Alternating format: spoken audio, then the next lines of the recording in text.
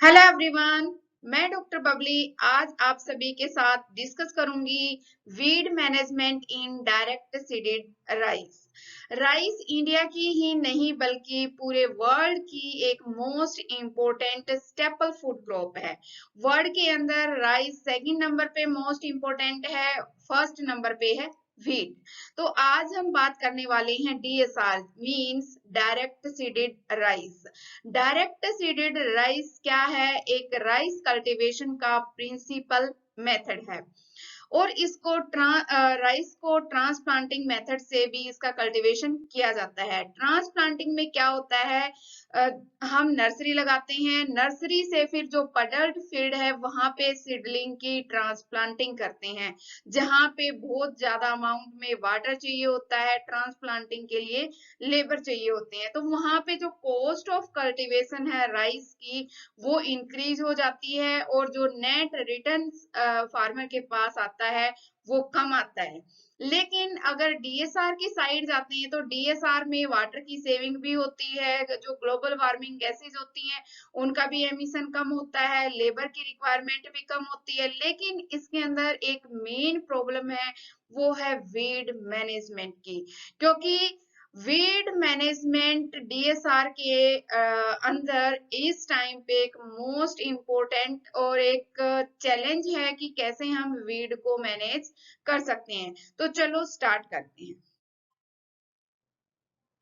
Rice rice India की most important or staple food crop क्यों है? क्योंकि जो क्लाइमेट है इंडिया के अंदर राइस के कल्टीवेशन के लिए वो मोस्ट फेवरेबल है और राइस को हॉट और ह्यूमिड क्लाइमेट की रिक्वायरमेंट होती है।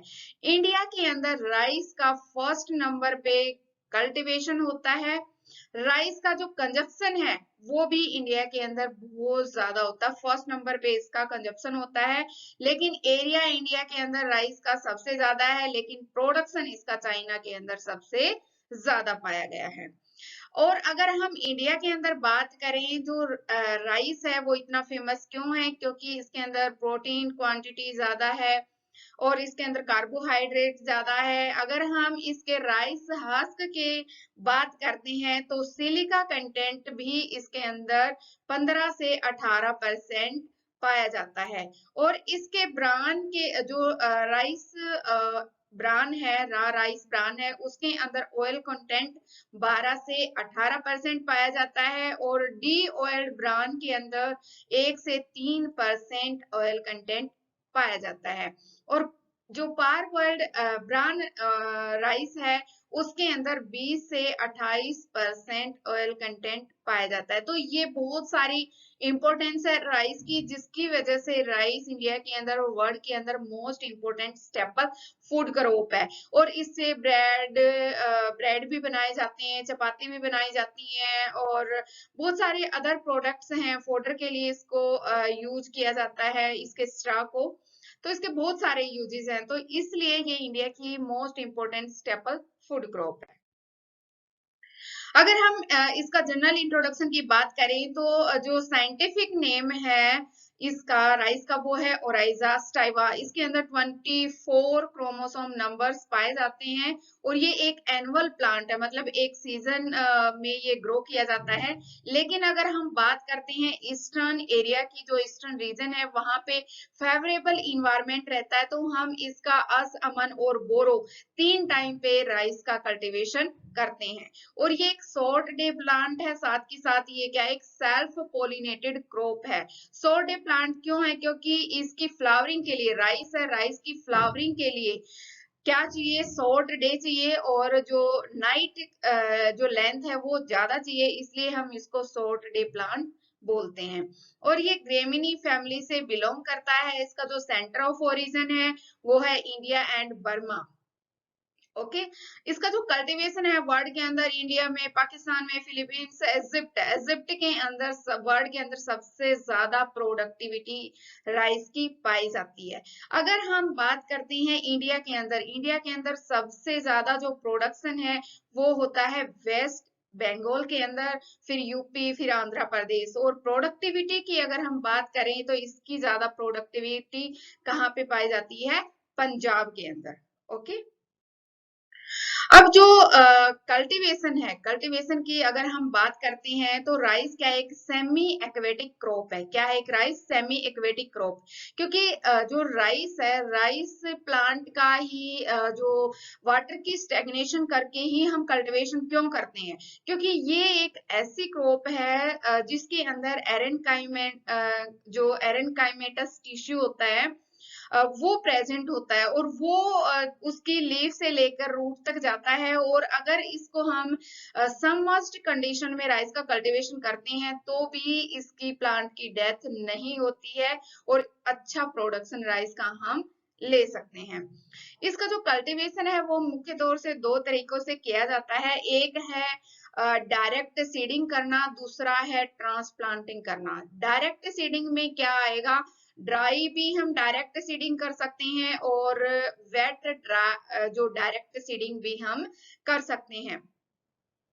इसमें क्या होगा, जो ड्राई डायरेक्ट सीडिंग करेंगे उसके अंदर हम कोई भी सोयल के अंदर बस ऑप्टिमम मॉइस्चर रखेंगे, जितनी कल्टीवेशन के लिए चाहिए उतनी ही। फिर डायरेक्ट हम जो सीड ड्रिल मशीन होती है उससे इसकी सोइंग करेंगे। लेकिन जो वेट डायरेक्ट सीडिंग है इसके अंदर हम पडलिंग करते हैं और फिर सोइंग करते हैं। इसके अंदर पहले हम पडलिंग करेंगे, फिर हम इसके अंदर सोइंग करेंगे, लेकिन वाटर की स्टेग्नेशन इसके अंदर नहीं होती है। लेकिन अगर हम बात करें टीपीआर की, टीपीआर के अंदर मतलब जो ट्रांसप्लांटेड पडलिंग राइस है, इसके अंदर हम वाटर की स्टेग्नेशन करके फिर पडलिंग करते हैं, और इसकी जो सीडलिंग होती है, सीडलिंग से टिलरिंग, फिर वेजिटेटिव स्टेज, ये जो जितनी भी स्टेजेस हैं वहां पे वाटर की स्टेग्नेशन होती है। और मेन बात इसमें क्या है, इसके अंदर नर्सरी लगाई जाती है। पहले हम नर्सरी लगाते हैं, नर्सरी से जब सीडलिंग 20 या 25 दिन की हो जाती हैं, फिर उनको मेन जो पडल फील्ड है वहां पे इनकी ट्रांसप्लांटिंग की जाती है। इंडिया क्या है, इंडिया के अंदर जो नॉर्दर्न एरिया है, नॉर्दर्न एरिया में राइस क्या है, इज ए डोमिनेंट जो क्रॉपिंग सिस्टम में आता है राइस। जो अपना इंडो गंगेटिक प्लेन है उसके अंदर राइस वीट क्रॉपिंग सिस्टम ही फॉलो किया जाता है मुख्य तौर पे। तो जो डायरेक्ट सीडिंग है राइस की refers to the process of establishing the crop from the seeds sown in the field rather than by transplanting seedlings from the nursery. तो नर्सरी हम केवल जो ट्रांसप्लांटिंग करते हैं उसी के अंदर हम लगाते हैं। तो इसके बहुत ज्यादा फायदे हैं डायरेक्ट सीडिंग के। यहाँ पे जैसे आप देख सकते हैं इमेज के अंदर, ये मशीन से डायरेक्ट इसका कल्टीवेशन स्टार्ट किया गया है। इसके अंदर केवल ऑप्टिमम मॉइस्चर मेंटेन की है, ऑप्टिमम मॉइस्चर मेंटेन की है, ताकि जो सीड है वो इम्बाइबेशन प्रोसेस से वाटर अब्जॉर्ब कर सके और फिर उसका जर्मिनेशन स्टार्ट हो सके। तो इसके अंदर कोई पडलिंग की जरूरत नहीं है, ना ही कोई ट्रांसप्लांटिंग की जरूरत है, ना ही इसके अंदर कोई वाटर स्टेग्नेशन की रिक्वायरमेंट है। अगर हम बात करते हैं, डाटा देखें 2001 से लेके 2025 तक, मींस आने वाला जो टाइम है 2025 तक, जो राइस की रिक्वायरमेंट है वो 25% इंक्रीज हो जाएगी। और इस 25% राइस के प्रोडक्शन के लिए जो श्रिंकिंग नेचुरल रिसोर्सेज हैं उनका सस्टेनेबल वे में यूज करके उनका प्रोडक्शन करना है राइस का। लेकिन इसके सामने एक मेन प्रॉब्लम क्या है, वो है वाटर की। मेन प्रॉब्लम क्या है, वाटर की। क्योंकि जो इंडिया है, इंडिया के अंदर जो north west Indo Gangetic plain है उसके अंदर राइस का जो कल्टीवेशन है वो किया जाता है ट्रांसप्लांटिंग पडलिंग मेथड से। और जो ट्रांसप्लांटिंग पडलिंग मेथड है उसके अंदर जो वाटर है, वाटर का एक्सेस अमाउंट में पंपिंग की जाती है, ताकि वीड को मैनेज कर सकें और ज्यादा से ज्यादा राइस का प्रोडक्शन ले सकें। लेकिन अभी हमारे पास जो कमी है वो किसकी है, वाटर की, लेबर की, मीथेन गैस का एमिशन। तो बहुत सारी प्रॉब्लम है related to transplanted puddling rice के कल्टीवेशन जो मेथड है। तो कुछ फार्मर ने ट्रांसप्लांटिंग मेथड को फॉलो ना करके उन्होंने स्टार्ट किया है डीएसआर, जिसको हम डायरेक्ट सीडेड राइस कहते हैं। लेकिन डायरेक्ट सीडेड राइस के अंदर भी फार्मर्स को कुछ जो चैलेंजेस हैं वो मिल रहे हैं। वो चैलेंज हैं वीड मैनेजमेंट। वो चैलेंज क्या है, वीड मैनेजमेंट। लेकिन जो हमारी गवर्नमेंट ऑफ इंडिया है उसने भी बहुत ज्यादा सब्सिडी देना स्टार्ट किया है फार्मर को कि वो डीएसआर लगाना स्टार्ट करें, क्योंकि जो रिटर्न है, अगर हम ट्रांसप्लांटिंग का देखें या फिर डीएसआर का देखें, दोनों का अगर जो नेट रिटर्न देखते हैं तो वो ऑलमोस्ट सिमिलर आता है दोनों के अंदर, क्योंकि जो कॉस्ट ऑफ कल्टीवेशन है ट्रांसप्लांटिंग के अंदर वो ज्यादा है, लेकिन डीएसआर के अंदर कॉस्ट ऑफ कल्टीवेशन कम है, इसलिए जो नेट रिटर्न है दोनों में ऑलमोस्ट सेम आता है। लेकिन फार्मर के सामने एक बिग चैलेंज है, वो है वीड मैनेजमेंट का, वो हम आने वाली जो स्लाइड्स हैं उनके अंदर डिस्कस करेंगे। जो कंट्रीब्यूशन है वाटर का जो मिलना चाहिए, जितना भी शेयर वाटर का एग्रीकल्चर के लिए, वो डे बाय डे डिक्रीज होता जा रहा है। क्यों? क्योंकि जो पॉपुलेशन है वो भी इंक्रीज हो रही है और जो वाटर टेबल है वो भी डिक्रीज होता जा रहा है, और जो क्वालिटी है वाटर की वो भी डाउन होती जा रही है, क्योंकि उसके अंदर हैवी मेटल्स हैं और बहुत ज्यादा पेस्टिसाइड्स हैं, या फिर जो नाइट्रोजन कंटेंट है वो इंक्रीज हो गया, तो जो वाटर की क्वालिटी है वो भी डाउन होती जा रही है, जिसकी वजह से जो एग्रीकल्चर के लिए वाटर का शेयर है वो कम होता जा रहा है। इनएफिशिएंट इरिगेशन मेथड्स फॉलो कर रहे हैं, जहां पे हमें कम वाटर की रिक्वायरमेंट है वहां पे फ्लड इरिगेशन मेथड का फॉलो किया जा रहा है।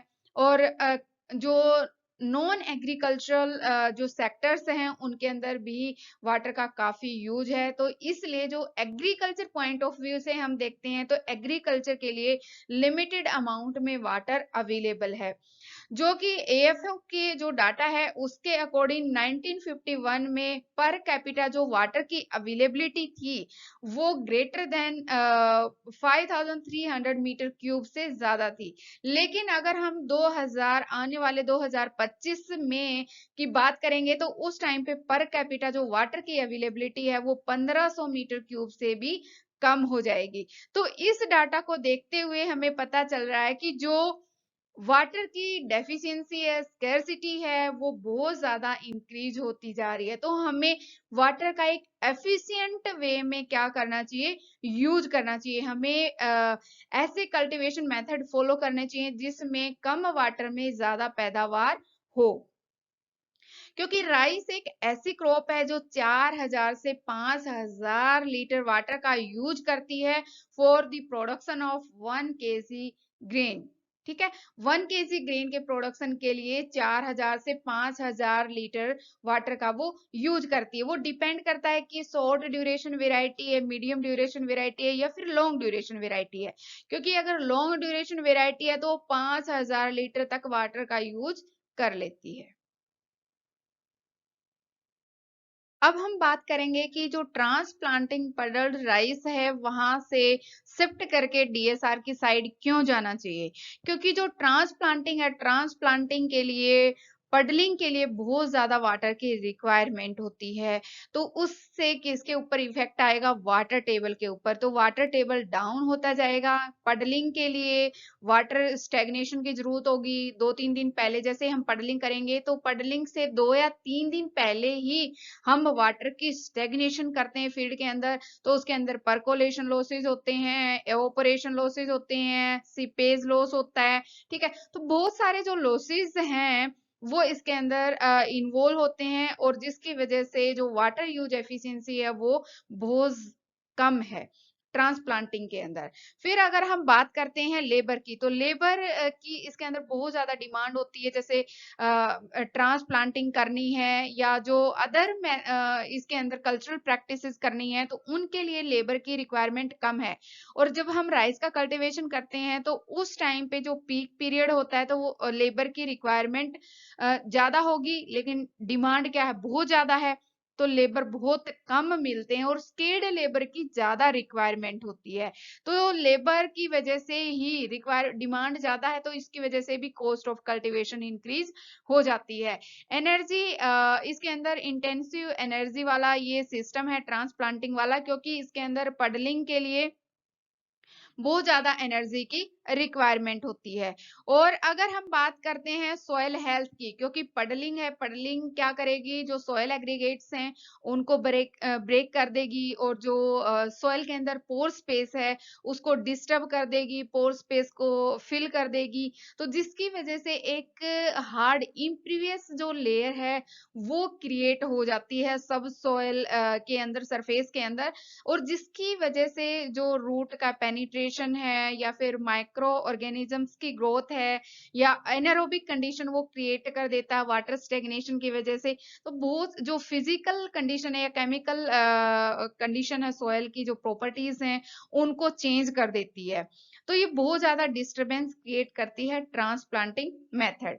फिर अगर हम बात करते हैं इनपुट की, तो ये क्या है, एक हाई इनपुट मेथड है ट्रांसप्लांटिंग वाला, और ये किसी क्रॉपिंग सिस्टम के अंदर भी फिट नहीं हो पाता है। क्योंकि इसके अंदर ये फिट क्यों नहीं हो पाता है, इसकी जो मेच्योरिटी है इन कंपैरिजन टू डीएसआर वो लेट होती है, और जो डीएसआर की जो मेच्योरिटी है वो 7 to 10 डेज पहले हो जाती है, इसकी मेच्योरिटी डीएसआर के अंदर राइस की। तो जिसकी वजह से इसकी जो ड्यूरेशन है वो कम हो जाती है, और ये किसी भी क्रॉपिंग सिस्टम के अंदर फिट हो जाता है डीएसआर। और डीएसआर की अगर हम बात करें तो मतलब इसमें नंबर ऑफ जो क्रॉप्स हैं पर ईयर में है वो इंक्रीज हम कर सकते हैं।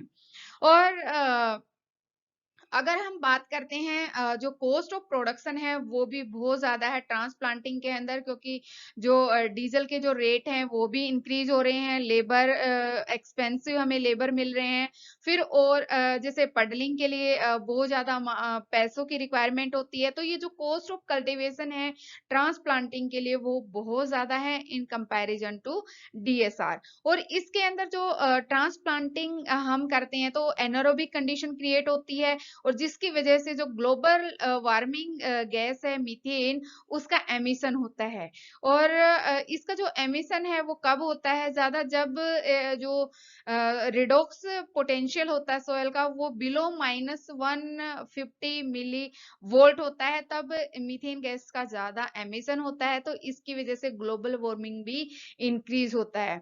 और अगर हम बात करते हैं जो सक्सीडिंग क्रॉप हैं, जो हम दूसरी क्रॉप लगाएंगे जैसे वीट लगा लिया या रबी सीजन की कोई भी क्रॉप लगाते हैं, तो उनकी जो ईल्ड है उसके ऊपर इफेक्ट डालता है। ईल्ड के ऊपर इफेक्ट तो सीधा जाएगा, क्योंकि जो सोयल की फिजिकल कंडीशन ही ठीक नहीं है, तो रूट की ग्रोथ है, प्लांट की ग्रोथ है, न्यूट्रिएंट की अवेलेबिलिटी है, जो एसिड मींस जो पीएच है वो भी चेंज हो गया है सोयल का, तो जो सक्सीडिंग क्रॉप है उसकी ईल्ड के ऊपर ये बहुत ज्यादा इफेक्ट डालती है। तो फार्मर्स को चाहिए कि वो ट्रांसप्लांटिंग फॉलो ना करके वो डायरेक्ट सीडेड राइस की साइड जाएं। अब हम बात करते हैं कि डीएसआर के अंदर एक फार्मर कैसे ज्यादा से ज्यादा जो यील्ड है वो फेच कर सकता है। कोई भी एक सिंगल प्रैक्टिस नहीं होती कि वो वीड को मैनेज कर लें, या फिर कोई भी ऐसी कल्चरल प्रैक्टिस नहीं होती, एग्रोनॉमिक प्रैक्टिस नहीं होती जिसकी वजह से ज्यादा फार्मर यील्ड ले सके। तो ये क्या है, सभी जितनी भी एक्टिविटीज होती हैं उन सभी का कॉम्बिनेशन होता है। तो उसमें सबसे पहले हम एक ऐसा कल्टीवार लें जो वीड के साथ कंपटीशन कर सके, या फिर जो हाईली सूटेबल कल्टीवार है राइस का हम वो सिलेक्ट करें, जो ड्राई लैंड एरिया का जिसको जिसकी वाटर यूज एफिशिएंसी ज्यादा है कल्टीवार की, वो कल्टीवार हम सिलेक्ट करें डीएसआर के अंदर।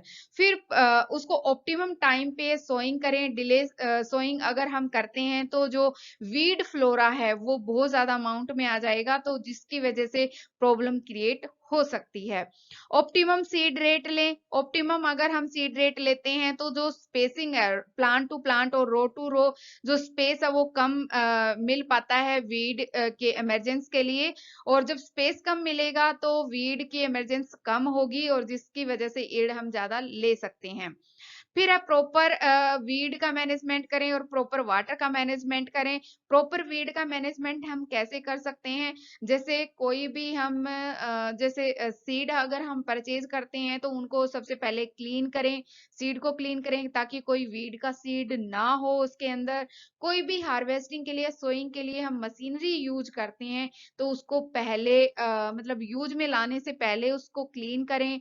और साथ ही साथ अगर वीड हैं तो उनमें फ्लावरिंग, जैसे हमने डीएसआर लगाया है और उसके अंदर वीड की पॉपुलेशन बहुत ज्यादा है, तो हमने फ्लावरिंग से पहले वीड के अंदर फ्लावरिंग होने से पहले ही उन सभी को इरेडिकेट करना है, उनको कंट्रोल करना है, या आप किसी भी एग्रोनॉमिक प्रैक्टिस, कल्चरल प्रैक्टिस से उसको कंट्रोल में लेके आए, मैनेज करें, या फिर जो हर्बिसाइड हैं उनका यूज करके आप उनको कंट्रोल कर सकते हैं। और वाटर मैनेजमेंट से आप और फर्टिलाइजर की एप्लीकेशन से कैसे कंट्रोल कर सकते हैं, क्योंकि जब क्रॉप की रिक्वायरमेंट होती है, जैसे क्या करता है कि जो कंपटीशन होता है, जैसे वाटर के लिए है, न्यूट्रिएंट के लिए है, या सोलर रेडिएशन के लिए है, कार्बन डाइऑक्साइड के लिए, मतलब जो क्रॉप का कंपटीशन है वीड्स के साथ, या वीड का क्रॉप के साथ कंपटीशन है, तो हम क्या करें कि उस टाइम पे वाटर की, फर्टिलाइजर की एप्लीकेशन करें जिस टाइम पे क्रॉप की रिक्वायरमेंट ज्यादा है, क्रॉप को ज्यादा रिक्वायरमेंट है इन न्यूट्रिएंट्स की, वाटर की। ठीक है, तो वीड्स को उस टाइम पे कम न्यूट्रिएंट वाटर मिलेगा और क्रॉप ज्यादा वाटर का अपटेक करेगी या न्यूट्रिएंट को ज्यादा लेगी। अगर हम डीएसआर के वीड की बात करें तो इसके अंदर जो मुख्य तौर पे वीड की प्रॉब्लम है वो है Echinochloa colona, Echinochloa crusgalli, Cyperus rotundus, Cynodon dactylon and weedy rice, जो इस टाइम का मेन वीड इसके अंदर देखा गया है। और ये क्या है कि अगर हार्वेस्टिंग टाइम पे राइस के सीड के साथ अगर वीडी राइस का सीड अगर मिक्स हो जाता है तो ये माइलिंग जो क्वालिटी होती है उसको भी डाउन कर देता है। तो इन सभी वीड्स को अगर हमें कंट्रोल करना है तो हमें कोई एक सिंगल अप्रोच ना फॉलो करके हमें जो कॉम्बिनेशन है, कल्चरल प्रैक्टिसेस हैं या फिर केमिकली हमने वीड को कंट्रोल करना है, तो इन सभी प्रैक्टिसेस को हमें फॉलो करना है जिससे हम डीएसआर के अंदर वीड को मैनेज और कंट्रोल कर सकते हैं। अगर हम बात करते हैं वीड मैनेजमेंट की, तो इसके अंदर दो फेमस टर्म है, एक है वीड कंट्रोल और दूसरी है weed management. Weed control approach में क्या होता है, हम केवल जो वीड का जो प्रेशर होता है फील्ड के अंदर वो कम करते हैं, बस पॉपुलेशन कम हो गई, उससे ये नहीं है कि ईल्ड के अंदर रिडक्शन नहीं आएगा, राइस के ईल्ड के अंदर रिडक्शन नहीं आएगा। कंट्रोल करने का मतलब ये होता है। लेकिन अगर हम मैनेजमेंट की बात करते हैं तो मैनेजमेंट के अंदर हम जो वीड की पॉपुलेशन है वो इतनी मेंटेन रहती है कि क्रॉप की जो इकोनॉमी होती है, जो यील्ड है, उसके ऊपर कोई इफेक्ट नहीं आता है। वीड अगर हम मैनेजमेंट की बात करें तो जनरल तरीके से हमें कुछ जो बातें हैं वो ध्यान में रखनी चाहिए, जिसकी वजह से हम क्या कर सकते हैं, वीड मैनेज कर सकते हैं डीएसआर के अंदर, मींस वीड सीड की पॉपुलेशन को कम कर सकते हैं फील्ड के अंदर।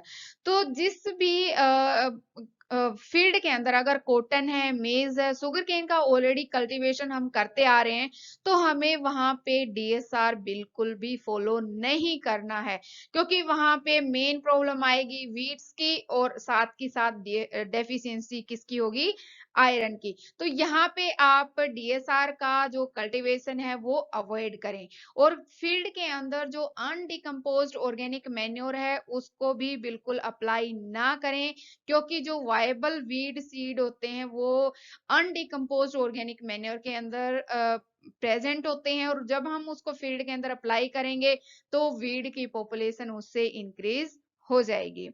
दूसरी बात, तीसरी बात इसके अंदर क्या है कि हम 2% ब्राइन सॉल्यूशन लेंगे, और उसके अंदर जब हम जो क्रॉप के सीड है, राइस क्रॉप के सीड जब हम डिप करते हैं, तो जो लो डेंसिटी है वीड के सीड की वो ऊपर की साइड फ्लोट करेंगे, तैरते रहेंगे, और जो नीचे बैठ जाएंगे वो राइस के सीड होंगे, तो ऊपर तैरने वाले सीड्स को हम सेपरेट कर देंगे। तो ऐसे करके भी हम डीएसआर के अंदर जो वीड की प्रॉब्लम है उसको कम कर सकते हैं, वीड के सीड की पॉपुलेशन को कम कर सकते हैं।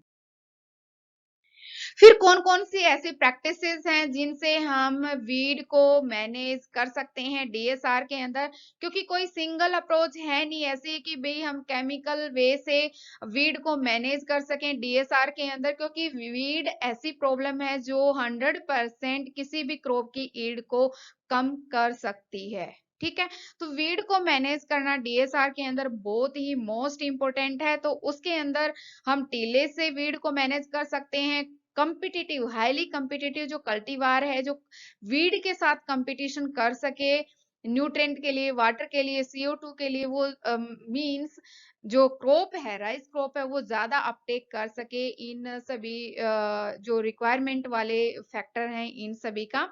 और हाई सीडिंग जो डेंसिटी है वो फॉलो करें, वाटर का मैनेजमेंट करें, फर्टिलाइजर का मैनेजमेंट करें, सीड इनविगोरेशन करें, मींस जो हाईली विगर सीड है जिनकी फास्ट ग्रोथ होती है, वीड से पहले उनकी फास्ट ग्रोथ हो, तो ऐसे हम वेराइटी सिलेक्ट करें और मल्चिंग करें। मल्चिंग से क्या होगा कि जो स्पेस, ओपन स्पेस है सोयल का, वो मल्चिंग के द्वारा अगर हम कवर कर देते हैं तो वीड की इमरजेंस नहीं हो पाती है, जिसकी वजह से वीड की प्रॉब्लम कम हो जाती है। तो ये जितने भी फैक्टर हैं, ये जितने भी प्रैक्टिसेस हैं, इन सभी को फॉलो करके साथ के साथ हर्बिसाइड का एप्लीकेशन करके हम वीड मैनेज कर सकते हैं डायरेक्ट सीडेड राइस के अंदर।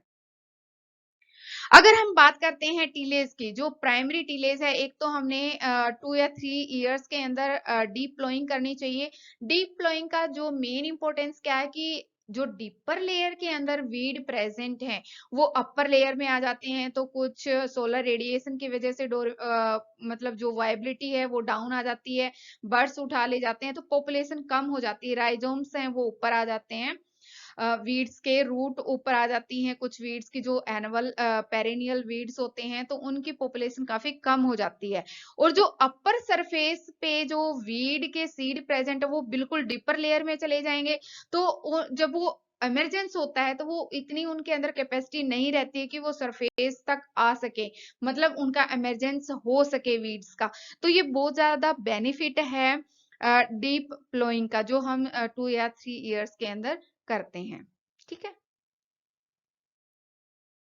फिर अगर हम बात करें स्टैल सीड बेड की, इसके अंदर क्या होगा, जैसे आपने सुना ही है कि pre sowing irrigation, pre sowing irrigation हम एक मुख्य तौर पे इसलिए भी देते हैं कि सोयल के अंदर ऑप्टिमम मॉइस्चर हो, बेस्ट सीड जर्मिनेशन के लिए, मतलब जो सीडलिंग्स हैं उनका बेस्ट एस्टेब्लिशमेंट हो के लिए हम ऑप्टिमम मॉइस्चर मेंटेन करके रखते हैं। लेकिन एक इसका जो एक मेन इंपॉर्टेंस और क्या है कि प्री सोइंग इरिगेशन से हम वीड को भी मैनेज कर सकते हैं।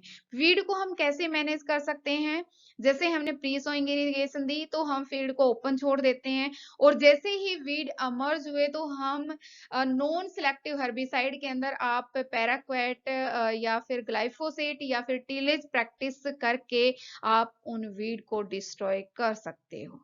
ठीक है, तो ये है स्टाल सीड बेड की एक प्रैक्टिस जिससे आप वीड को मैनेज कर सकते हो, और फिर उसके बाद हम जो क्रॉप की सोइंग है वो स्टार्ट कर देंगे। जो सक्सेसफुल स्टेल सीड बेड है वो डिपेंड करता है बहुत सारे फैक्टर्स पे, जैसे कौन सा हमने मेथड फॉलो किया है सीड बेड को प्रिपेयर करने के लिए, और method of killing emergence weed, और कौन कौन सी वीड की ऐसी स्पेसीज थी जो अमर्ज हुई हैं, और ड्यूरेशन हमने कितना रखा, मतलब जब अमर्ज हुए हैं और उनकी कितनी ग्रोथ हुई है वीड्स की, वो उनके ऊपर डिपेंड करता है, और इन्वायरमेंटल कंडीशन क्या है, तो वो उसके सक्सेसफुल पे डिपेंड करता है। जो स्टेल सीड बेड है उसकी सक्सेस इन सभी फैक्टर्स के ऊपर डिपेंड करती है, जो ये 3 या 4 फैक्टर हैं, चाहे कि किस मेथड से हमने सीड बेड प्रिपेयर किया है, कितनी ड्यूरेशन के लिए हमें स्टेल सीड बेड बना के रखा है, इन्वायरमेंटल कंडीशन क्या है, कौन सी वीड स्पीसीज है। ठीक है, तो इसके अकॉर्डिंग हम स्टेल सीड बेड जो प्रैक्टिस है उसको फॉलो कर सकते हैं। अब हम बात करेंगे वीड कम्पिटिटिव कल्टीवार। जो वीड कम्पिटिटिव कल्टीवार है उसके कुछ कैरेक्टरिस्टिक हैं, जैसे अगर शॉर्ट, अगर हाइट उसकी कम है, अर्ली मैच्योरिंग है और इरेक्ट राइस कल्टीवार है, तो वो कम कंपटीशन कर पाता है वीड्स के साथ। किसके लिए? न्यूट्रेंट के लिए, वाटर के लिए, कार्बन डाइऑक्साइड के लिए, सोलर रेडिएशन के लिए। लेकिन जो फास्ट ग्रोइंग है, विग्रस है, जिसकी वेजिटेटिव ग्रोथ बहुत फास्ट है, है, विग्रस रूट सिस्टम है, हाई टिलरिंग कैपेसिटी है और ड्रॉपिंग लीव्स है। इस टाइप के जो कैरेक्टरिस्टिक हैं जिस कल्टीवार के, वो हाईली कॉम्पिटिटिव है विद वीड्स। तो हमें ऐसे कल्टीवार को क्या करना है, सिलेक्ट करना है जो क्या है, हाईली विग्रस कल्टीवार है। फिर अगर हम बात करें नेक्स्ट प्रैक्टिस की, वो है फर्टिलाइजर का मैनेजमेंट, कि कब हमें फर्टिलाइजर की एप्लीकेशन करनी चाहिए। तो हम मुख्य तौर पे कौन कौन से फर्टिलाइजर डालते हैं, एनपीके, ठीक है। कौन से फर्टिलाइजर हम डालते हैं, एनपीके। एनपीके जो फर्टिलाइजर हम अप्लाई करते हैं, उनमें से जो नाइट्रोजन है, नाइट्रोजन क्या करती है, ग्रोथ इंक्रीज करती है। तो हमें बेसल एप्लीकेशन नहीं करनी है नाइट्रोजन की, क्योंकि अगर नाइट्रोजन की एप्लीकेशन करेंगे तो वो स्टिमुलेट करेगा वीड की ग्रोथ को। ओके, क्योंकि डीएपी से प्लांट को क्या मिल जाएगी, नाइट्रोजन मिल जाएगी। तो जो प्लांट को, राइस के प्लांट को नाइट्रोजन ज्यादा चाहिए, तो कंपटीशन कौन करेगा, वीड और सीड। तो उस टाइम पे जब डेफिशिएंट होगी, नाइट्रोजन कम होगी, तो वो प्लांट ही उसका ज्यादा अपटेक कर लेगा, ना कि वीड को उसकी अवेलेबिलिटी ज्यादा होगी। फिर अगर हम बात करें कि हमें फर्टिलाइजर उस टाइम पे अप्लाई करना है कि ज्यादा से ज्यादा न्यूट्रिएंट किसको मिले, क्रोप को मिले, ना कि वीड्स को, ठीक है। और जो टाइम ऑफ एप्लीकेशन है, जो क्रिटिकल स्टेजेस हैं, जैसे टिलरिंग स्टेज पे क्रॉप की रिक्वायरमेंट, नाइट्रोजन की रिक्वायरमेंट ज्यादा होती है, फ्लावरिंग स्टेज पे ज्यादा रिक्वायरमेंट होती है। तो हमें उन स्टेजेस पे नाइट्रोजन की स्प्लिट एप्लीकेशन करनी है जिस स्टेज पे क्रॉप की रिक्वायरमेंट ज्यादा हो, ना कि वीड को न्यूट्रिएंट की रिक्वायरमेंट ज्यादा हो। तो इन प्रैक्टिसेस को फॉलो करके हम वीड की जो पॉपुलेशन है और वीड मैनेजमेंट है डीएसआर के अंदर, वो कर सकते हैं। फिर है सीडिंग रेट। सीडिंग रेट की अगर हम बात करते हैं तो जो हाई सीडिंग रेट है वो हमने यूज करना चाहिए डीएसआर के अंदर। इतना भी ज्यादा यूज नहीं करना चाहिए कि आपस में ही जो क्रॉप की प्लांट टू प्लांट है उनसे कंपटीशन हो जाए, लेकिन इतना हमने सीड रेट यूज करना चाहिए कि स्पेस ना रहे किसके लिए, वीड के लिए, ठीक है ना। अगर हम कम सीड यूज करते हैं तो डीएसआर के अंदर तो वैसे भी सीडलिंग एस्टेब्लिशमेंट कम है, तो हमने और सीड भी कम यूज किया है, तो जिसकी वजह से वीड की पॉपुलेशन ज्यादा होगी और जो राइस की सीडलिंग है वो कम हो पाएंगी। तो हमें ध्यान रखना है कि ऑप्टिमम ही सीड रेट यूज करना है, कम सीड यूज नहीं करना है डीएसआर के अंदर। फिर अगर हम बात करें क्रॉप रोटेशन, क्रॉप रोटेशन एक ऐसी प्रैक्टिस है जो क्या करती है, जो माइक्रो क्लाइमेट है, इन्वायरमेंट है, उसको चेंज कर देती है। जैसे हम राइस वीट अगर सेम क्रॉपिंग पैटर्न फॉलो करते हैं तो उससे एक माइक्रो इन्वायरमेंट ऐसा हो जाता है कि एक सिमिलर टाइप के वीड्स ही आना स्टार्ट कर देते हैं। तो हमें थोड़ा सा पैटर्न चेंज करना पड़ेगा। तो ट्रांसप्लांटिंग से हम थोड़ा पैटर्न अगर चेंज करें तो डीएसआर में अगर हम फिर बात करते हैं वीट के अंदर हम दोनों की अगर हम शॉर्ट ड्यूरेशन या मीडियम ड्यूरेशन वेराइटी सिलेक्ट करें तो उसके अंदर हम थर्ड जो क्रॉप है वो इंट्रोड्यूस कर सकते हैं, जिसकी वजह से उनका माइक्रो क्लाइमेट चेंज होगा, कल्चरल प्रैक्टिसेस चेंज होंगी। तो जो वीड का जो साइकिल है वो क्या हो जाएगा, ब्रेक हो जाएगा। और वीड का साइकिल ब्रेक हो गया तो इट मीन्स हम जो वीड की पॉपुलेशन है उसको कंट्रोल कर सकते हैं। फिर है रेजिड्यू मैनेजमेंट एंड कोकल्चर। कोकल्चर में मेन प्रैक्टिस है ब्राउन मैन्योरिंग की, ठीक है। ब्राउन मैन्योरिंग ये एक राइस के अंदर प्रैक्टिस बहुत ही ज्यादा फेमस है। ये क्या है, जैसे हम राइस का कल्टीवेशन करते हैं तो साथ के साथ सस्पेनिया के जो सीड हैं उनको भी ब्रॉडकास्ट कर देते हैं।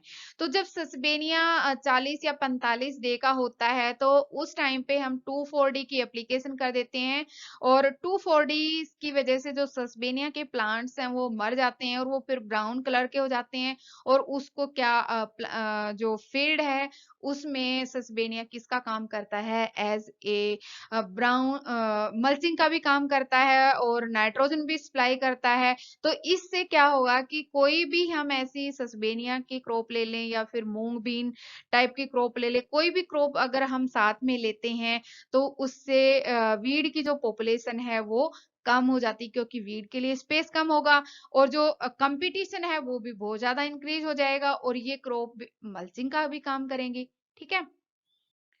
और फिर अगर हमें ये जितनी भी प्रैक्टिस अब हमने डिस्कस की थी कि टिलेज है, स्टैल सीड बेड प्रिपेयर करना है या फिर फर्टिलाइजर एप्लीकेशन करनी है, वाटर मैनेजमेंट करना है, वाटर हमें जितनी भी क्रिटिकल स्टेजेस हैं क्रॉप की उसी टाइम पे वाटर की एप्लीकेशन करनी है। तो इन सभी प्रैक्टिस से भी अगर फुल वीड कंट्रोल में नहीं आता, मैनेज नहीं हो पाता है, तो हम फिर जा सकते हैं हर्बिसाइड की साइड, क्योंकि जो हर्बिसाइड है अगर हम सिमिलर टाइप के हर्बिसाइड यूज करते हैं तो उससे रेजिस्टेंस आ जाता है वीड्स के अंदर, तो उनको कंट्रोल करना बहुत ही डिफिकल्ट हो जाता है। तो कुछ प्रोटोकॉल्स हम पढ़ लेते हैं कि जब हम हर्बिसाइड की एप्लीकेशन करते हैं तो कौन कौन से हमें प्रोटोकॉल्स फॉलो करने चाहिए।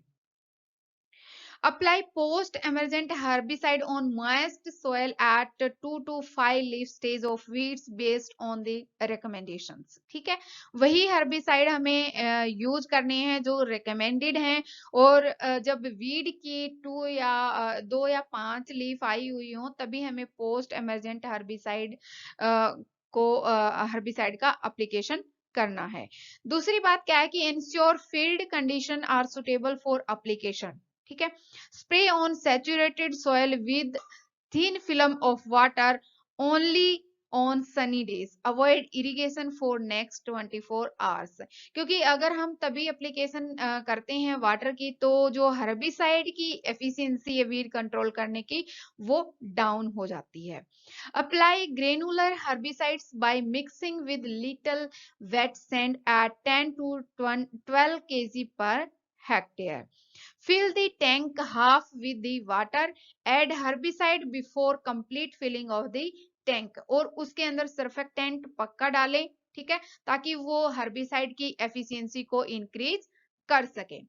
फिर बात करें कि spray from A height of around 50 centimetre above the target weeds, ताकि जो हर्बिसाइड अप्लाई करता है उसके ऊपर कोई इफेक्ट ना आए। Avoid application during the strong winds and rainy और cloudy day. Rotate the herbicide based on recommendations to reduce chances of developing herbicide resistance। तो ये हमने प्रोटोकॉल्स फॉलो करने हैं जब भी हम किसी भी क्रॉप के अंदर हर्बिसाइड की एप्लीकेशन करते हैं तो। फिर कुछ ऐसे प्री इमरजेंस हर्बिसाइड हैं, कुछ पोस्ट इमरजेंस हर्बिसाइड हैं। पहले तो हम जितनी भी हमने कल्चरल प्रैक्टिसेस डिस्कस की हैं उनको हम फॉलो करेंगे। उसके बाद जब वीड बच जाते हैं तो हम प्री इमरजेंस वीड का यूज हर्बिसाइड का यूज करेंगे। अगर फिर भी प्री इमरजेंस से कंट्रोल नहीं होते हैं तो हम हैंड वीडिंग कर सकते हैं या फिर पोस्ट इमरजेंस हर्बिसाइड कर सकते हैं। ठीक है, before the flowering of the weeds. तो जो प्री एमरजेंस हर्बिसाइड्स हैं वो कौन कौन से हैं? पेंडिमेथिलिन है, प्रेटिलाक्लोर है, ऑक्सीडाइग्रिल है, ऑक्सीफ्लोरफेन है और जो ऑक्साडाइजोन है। तो इनको जब 3 से जब हम सोइंग करते हैं या तो तभी एप्लीकेशन कर दें या फिर 2 या 3 दिन आफ्टर सोइंग के इनकी एप्लीकेशन हर्बिसाइड्स की आप कर सकते हैं। फिर है पोस्ट इमरजेंस हर्बिसाइड, इसमें है बिस्पायरीबैक सोडियम 10 SC और पायरेजोसल्फ्यूरोन इथाइल और फिनोक्साप्रोप पी इथाइल और फिनोक्साप्रोप पी इथाइल प्लस इथोक्सी सल्फ्यूरोन। ये हर्बिसाइड पोस्ट इमरजेंस हर्बिसाइड हैं जिनका आफ्टर 15 या 20 या 25 days after the crop sowing इनकी एप्लीकेशन आप कर सकते हैं। तो ऐसे डीएसआर के अंदर आप वीड्स को कंट्रोल कर सकते हैं। ठीक है, और इससे जब वीड कंट्रोल होंगे तो आप मैक्सिमम जो एड है डीएसआर के अंदर ले सकते हैं राइस की। आपको फिर ट्रांसप्लांटिंग जो मेथड है राइस कल्टीवेशन का उसको फॉलो करने की जरूरत नहीं पड़ेगी। फिर बात आती है कि कैसे हम हर्बिसाइड की जो डोज है कैसे उसको कैलकुलेट कर सकते हैं। तो हर्बिसाइड की डोज कैलकुलेशन के लिए हम क्या करेंगे कि जितनी रिकमेंडेड डोज है वो, ठीक है, कितने एरिया में हमने एप्लीकेशन करना है, multiply by 100 divided by active ingredient. जो लेबल लगा होगा प्रोडक्ट के ऊपर, हर्बिसाइड का डिब्बे के ऊपर, तो उस पे देख के आप उसका कैलकुलेशन कर सकते हो। मान लीजिए 10% इनएक्टिव ग्रेडियंट है तो 10 यहाँ पे आ जाएगा, ठीक है, और यहाँ पे 100 है ही, और इसके रिकमेंडेड डोज है 30, तो यहाँ पे हम 30 लिखेंगे, और 2 हेक्टेयर के अंदर है तो यहाँ पे 2 करेंगे। तो ऐसे करके हम जो हर्बिसाइड की डोज है उसको कैलकुलेट कर सकते हैं और फील्ड के अंदर अप्लाई कर सकते हैं। नेक्स्ट है जैसे हम डायरेक्ट सीडेड राइस फॉलो करते हैं, तो डायरेक्ट सीडेड राइस के अंदर हम वाटर की स्टेग्नेशन नहीं करते हैं, तो उसके अंदर किसकी प्रॉब्लम है? वीड्स की प्रॉब्लम है। लेकिन अगर हम ट्रांसप्लांटिंग मेथड फॉलो करते हैं तो उसके भी कुछ एडवांटेज हैं। किसी कोई भी चीज है तो उसके एडवांटेज और डिसएडवांटेज तो होती ही है। तो जो ट्रांसप्लांटिंग है उसकी भी एक एडवांटेज क्या है कि जब हम वाटर की स्टेग्नेशन करते हैं तो उसके अंदर वीड की जो पॉपुलेशन है वो कम हो पाती है। जो वाटर हमने स्टेग्नेशन की है वो वीड्स के लिए एक हर्बिसाइड का काम करता है, ठीक है। जो वाटर की स्टेग्नेशन है पडल्ड फील्ड के अंदर, वो वीड्स के लिए किसका काम करता है? एक हर्बिसाइड का काम करता है, क्योंकि राइस का जो प्लांट है वो तो बच जाता है, एरेनकाइमा जो टिश्यू प्रेजेंट है राइस प्लांट के अंदर उसकी वजह से, क्योंकि वो एयर से हवा इसके थ्रू लेगा ऑक्सीजन जो उसको रेस्पिरेशन के लिए चाहिए। लेकिन वीड्स के अंदर ये एरेनकाइमा टिश्यू नहीं होता है, जिसकी वजह से जो वीड है वो मर जाता है, और वाटर वीड के लिए सबसे बड़ा हर्बिसाइड है। अगर हम बात करते हैं कि ट्रांसप्लांटिंग की, तो risk associated with a shift from puddled transplanting to DSR, कौन कौन से जो खतरे हैं, जो डिसएडवांटेज हैं डीएसआर की, वो हम जो चैलेंजेस हैं वो फेस कर सकते हैं। एक तो मेन तो है हमारा वीड मैनेजमेंट का ही, कि वीड फ्लोरा बहुत ज्यादा आ जाता है, तो हम हर्बिसाइड से भी वीड मैनेज नहीं कर पाते हैं। लेकिन एक सिंगल अप्रोच से ना सही, हम सभी अप्रोच को फॉलो करके जो वीड की पॉपुलेशन है वो कम कर सकते हैं 2 या 3 साल में, ठीक है। एक मेन दिक्कत और भी आती है कि अगर हम रेगुलरली एक सिंगल हर्बिसाइड का यूज कर रहे हैं तो रेजिस्टेंस आ जाता है वीड के अंदर, तो उनको कंट्रोल करना और भी डिफिकल्ट है। नेमेटोड्स की जो प्रॉब्लम है डीएसआर के अंदर वो भी ज्यादा है, और साथ के साथ जो नाइट्रस ऑक्साइड ग्लोबल वार्मिंग की जो गैस है, ग्रीन हाउस गैस है, जिससे ग्लोबल वार्मिंग बढ़ती है, वो गैस भी डीएसआर के अंदर मुख्य तौर पे रिलीज होती है। तो ये कुछ ड्रॉबैक्स हैं डीएसआर की। तो इनको नेग्लेक्ट करके, थोड़ा सा नेग्लेक्ट करके अगर हम देखें तो डीएसआर एक बेस्ट टेक्निक है इस टाइम की। अगर हम नेचुरल रिसोर्स, अगर वाटर की साइड अगर हम देखते हैं, या फिर मीथेन का जो प्रोडक्शन है उसको देखते हैं, लेबर की जो कमी है उसको देखते हैं, जो कॉस्ट ऑफ कल्टीवेशन है अगर हम उसको देखते हैं, ठीक है। तो इन सभी चीजों को अगर हम देखते हैं तो ट्रांसप्लांटिंग से जो बेस्ट मेथड है वो है डीएसआर। तो फार्मर्स डीएसआर को ही फॉलो करें, और गवर्नमेंट भी उसमें बहुत ज्यादा हेल्प फार्मर की कर रही है इस टाइम पे। Okay, thank you so much. अगर आपको वीडियो अच्छा लगा हो तो वीडियो को लाइक करें, चैनल को सब्सक्राइब करें, और वीडियो को शेयर करना ना भूलें। मिलते हैं नेक्स्ट वीडियो में।